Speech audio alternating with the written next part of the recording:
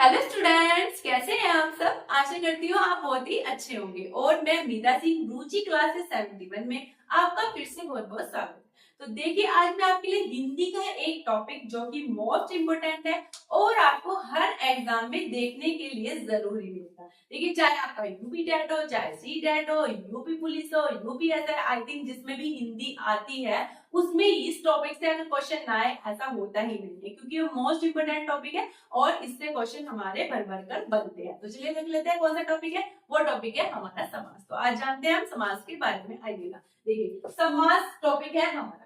समास होता क्या है, तो देखिए दो शब्दों के मेल को हम क्या कहते हैं, समास कहते हैं। और दो वर्णों के मेल को क्या कहते हैं, दो वर्णों के मेल को हम संधि कहते हैं। तो दो शब्दों के मेल को क्या कहते हैं, समास। एक क्वेश्चन इससे बन जाता है, जैसे आपको चार ऑप्शन दे देंगे, पूछेंगे शब्दों के मेल को कहते हैं, वर्णों के मेल को कहते हैं, वाक्यों के मेल को कहते हैं, या फिर किसी और चीज के मेल को। तो दो शब्दों के मेल को क्या कहते हैं, समास। समास की अगर मैं बात करूं, अगर इसके अर्थ की बात करूं, इसका मतलब होता है संक्षिप्त।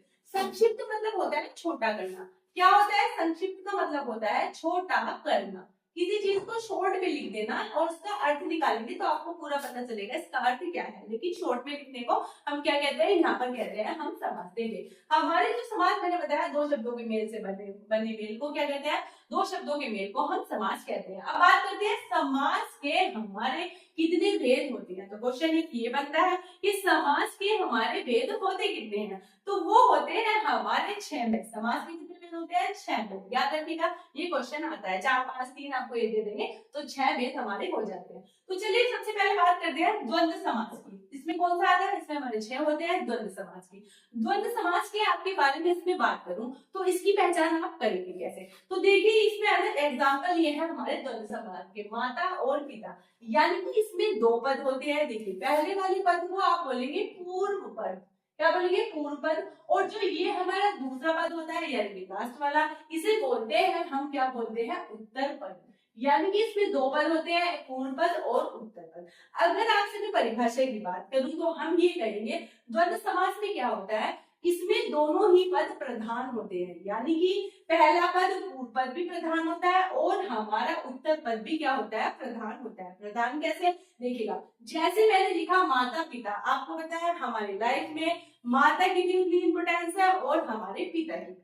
तो इसलिए दोनों का पद इक्वल है, कोई छोटा या बड़ा नहीं है। इसलिए कहा है पहला पद पूर्व पद और उत्तर पद दोनों ही क्या होते हैं, प्रधान होते हैं। यानी कि दोनों की उतनी ही वैल्यू होती है। तो देखिए, इसकी अगर आपको पहचान करनी है तो आपको क्या दिखाई देगा, आपको बीच में योजक चिन्ह दिखाई देगा। क्या होगा इसमें, आपको दिखाई देगा योजक चिन्ह। क्या होगा, योजक चिन्ह। एक तो पहचान आपको ये दिखाई देगा योजक चिन्ह के मतलब शब्दों के बीच में होगा। तो देखिए माता पिता, माता और पिता। और अगर मैं इसका अर्थ निकालूंगी तो क्या होगा, और आएगा। देखिए मैंने कहा माता पिता, तो मैंने आपसे क्या कहा, मैंने आपसे कहा माता और पिता। जैसे मैंने आपसे कहा राम कृष्ण, राम और कृष्ण। जैसे मैंने आपसे कहा भाई बहन, वो क्या होता है, भाई और बहन। अन्न जल, अन्न और जल। जैसे सुख दुख, सुख और दुख। आटा दाल, आटा और दाल। देखिए इसमें एक मेन पॉइंट बात ये है, जब एक तो आपको क्या दिखाई देगा, मैंने बोला दोनों पद प्रधान होंगे यानी कि दोनों की वैल्यू उतनी ही होगी। दूसरी बात क्या कही मैंने आपको बीच में योजक चिन्ह दिखाई देगा और जिसका अर्थ हमारा और निकलेगा। और तीसरी बात यह है कि आपको ये जो दोनों वर्ड दिखाई देंगे ये विलोम शब्द दिखाई देंगे। कैसे, देखिए माता का विलोम होता है पिता, आपको पता है राम का विषण, भाई का बहन, अन्न का जल। यानी कि विलोम शब्द जहां पर आपको दिखे इसका अपोजिट होगा ये, तो वो क्या हो जाएगा, वो हो जाएगा हमारा द्वंद्व समास। तो चलिए अब बात कर लेते हैं द्विगु समास की। देखिए द्विगु समास का मतलब क्या होता है, संख्यावाची। क्या होता है, संख्यावाची। यानी कि आपको स्टार्टिंग में ही यहाँ पर संख्या दिखाई देगी। संख्या कैसे दिखाई देगी, देखिएगा जैसे आपको यहाँ मैंने लिखा चौराहा, यानी कि 4 राहों वाला। ठीक है, 4 राहों वाला क्या हो गया, हमारा चौराहा। तो 4 आगे दिखे इसमें यानी कि हमारी संख्या आ गई। जहां भी आपको स्टार्टिंग में संख्या दिखाई दे जाए वहां पर हो जाता है हमारा द्विगु समास। जैसे मैंने आपसे कहा नवरात्रि, यानी कि 9 रातों का समूह। क्या होता है, 9 रातों का समूह। तो देखिए इसमें क्या आ गया, आपको पता है 9 से हमें पता चल गया संख्या दिखाई देगी। संख्या दिखाई देगी तो यहाँ पर हो जाएगा हमारा द्विगु समास। चलिए ऐसे दे देता है पंचनदी, यानी कि 5 नदियों का समूह। पंचनदी क्या है, 5 नदियों का समूह। तो क्या होगा, देखिए शुरू में ही आगे क्या आ गया हमारा 5 आ गया, पंच आपको दिखाई दे रही है, यानी कि 5 की बात होगी, यहाँ पर बात होगी संख्या की। ऐसे त्रिभुज, त्रिभुज में क्या होती है हमारी, क्या होती है 3 वो होती है भुजाएं, तो उसमें क्या होता है त्रिभुज। स्टार्टिंग में संख्या दिखाई दी, यहाँ पर हो जाएगा द्विगु समास। जैसे कि पंचतंत्र, 5 तंत्रों वाला, ये क्या हो गया हमारा द्विगु समास। तो द्विगु समास में एक हल्की सी बात आपको ये याद रखनी है, जहां पर संख्या दिखाई देती है वहां पर होता है हमारा द्विगु समास। तो चलिए थर्ड पर आते हैं कर्मधारय समास।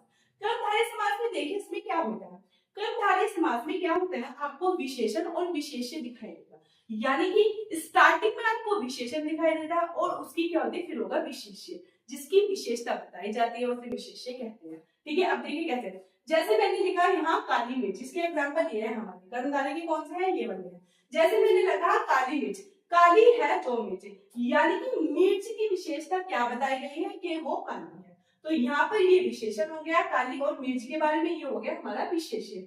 जिसके बारे में विशेषता बताई जाती है वो होता है विशेष्य, और जिसकी विशेषता बताई जाती है, जो विशेषता होती है वो होता है हमारा विशेषण। इसी तरह से बात करूं नील कमल, यानी कि नीला है जो कमल, कमल कैसा है हमारा नीला, कमल की विशेषता क्या बताई गई नीला, तो इस तरह आपको जहां पर दिखाई दे वो हो जाता है हमारा कर्मधारय समास।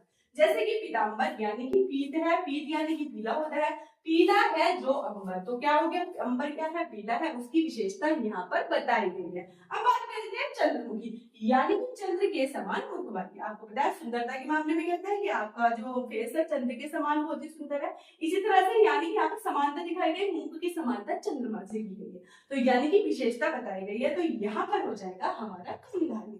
चलिए अब बात कर लेते हैं अवयवी भाव समास। देखिए अवयवी भाव समास में क्या होता है, आपको स्टार्टिंग में ही अव्यय दिखाई देगा, यानी कि कैसे आपको दिखाई देगा, देखिए एक तो होते हैं हमारे उपसर्ग, एक होते हैं प्रत्यय, यहाँ पर आपको उपसर्ग दिखाई देगा स्टार्टिंग में।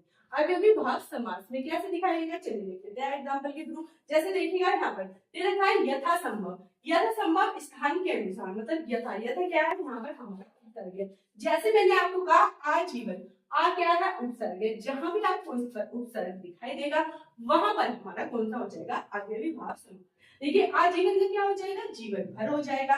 जैसे मैंने आपसे कहा प्रतिदिन, तो प्रत्येक दिन, तो यहाँ पर प्रति क्या है, प्रति भी हमारा एक उपसर्ग है, तो ये आपको पहचान कर लेती हूँ, मुझे लगता है इन सब में सबसे अलग होता है और आप अच्छे से पहचान सकते हैं। देखिए क्वेश्चन ये भी आ जाता है, जैसे मैंने आपसे कहा यहाँ पर लिखा, मैं लिखती हूँ रात रात, अब देखिए यहाँ पर क्या है, यहाँ पर रात रात लिखा है, मैंने आपको कहा योजक चिन्ह दिया है, लेकिन मैंने यहाँ आपको क्या बताया था, यहाँ पर होगा जो हमारा द्वंद्व समास में होगा विलोम, लेकिन अवयवी भाव समास में हमारा यहाँ विलोम नहीं होगा, यानी कि सेम वर्ड 2 बार रिपीट होगा, तब वहां अवयवी भाव समास हमारा होगा। ये बात ध्यान रखिएगा, एग्जाम में इस तरह के एग्जाम्पल हमारे बहुत ज्यादा आते हैं। तो चलिए बात करते हैं तत्पुरुष समास की। तत्पुरुष समास में क्या होता है, तत्पुरुष समास में हमारे तत्पुरुष समास की भेद की बात करूं तो हमारे तत्पुरुष समास के भी 6 भेद होते हैं, तो उसके एग्जाम्पल देखें। जैसे मैंने आपको कहा मतदाता, यानी कि मतदाता का अगर आप इसको विस्तार करेंगे तो क्या होगा, मत को देने वाला, मैंने आपको बताया था, यानी कि यहाँ पर समास का मतलब क्या है, संक्षिप्त करना। संक्षिप्त का मतलब क्या होता है, छोटा करना। तो देखिए अगर मैं आपको पूरा बोलती मत को देने वाला तो बड़ा हो जाता, तो शॉर्ट में हम क्या बोलेंगे मतदाता। जैसे हथकड़ी, हाथ के लिए क्या होती है कड़ी होती है, उसे बोलते हैं शॉर्ट में हथकड़ी। जैसे बोलते हैं धनहीन, यानी कि धनहीन। तो ये हमारे कितने होते हैं, हमारे तत्पुरुष पूछे तो हमारे 6 प्रकार के होते हैं। आगे का बात करते हैं बहुव्रीहि की। बहुव्रीहि समास हमारा बहुत इंपॉर्टेंट है, एग्जाम में बहुत ज्यादा आते हैं इसके हमारे क्वेश्चन। तो देखिए क्या होता है, इसमें क्या होता है, मैंने आपको बताया था प्रथम पद और हमारे द्वितीय पद, तो ना तो प्रथम पद प्रधान होता है और ना ही द्वितीय पद प्रधान होता है, और क्या होता है अर्थ भी कोई तीसरा ही निकलता है। कैसे निकलता है, देखिए आएगा। जैसे मैंने आपको कहा दशानन, यानी कि 10 मुख वाला, जिसका अर्थ क्या है हमारा रावण। तो देखिए 10 मुख वाला निकला तो बट कौन है, रावण, अलग ही अर्थ निकलता है, तो उसे बोलते हैं। जैसे मैंने कहा वो नीलकंठ, यानी कि नीला कंठ है जिसका, नीला कंठ किसका है, हमारे शिव जी का है, तो अलग हो गया बहुव्रीहि समास। जैसे मैंने आपसे कहा लंबोदर, तो यानी कि लंबा है उदर जिसका, तो हमारे कौन है, वो हमारे हैं गणेश जी। तो इस तरह से ये हमारे बहुव्रीहि समास हो जाता है। एक बात और याद रखिएगा, कर्मधारय और बहुव्रीहि में थोड़ा सा डिफरेंस ये आता है, अगर आपको दोनों चीज दिखाई दे, देखिए यहाँ पर कह रहा है नीला है कंठ, जिसका यानी कि नीला है कंठ जो, तो यहाँ पर क्या होता है कर्णधारय भी। लेकिन ऑप्शन में कर्णधारय बहुब्री मिले, जहां पर आपको बहुब्री मिले वहां पर ऑप्शन में आप आंसर बहुब्री ही लगाएंगे, क्योंकि वो ही सही माना जाता है। तो इस तरह से ये हमारे 6 के 6 समास पूरे कंप्लीट हो गए। तो प्लीज बताइएगा आपको क्लास कैसी लगी। Thank you.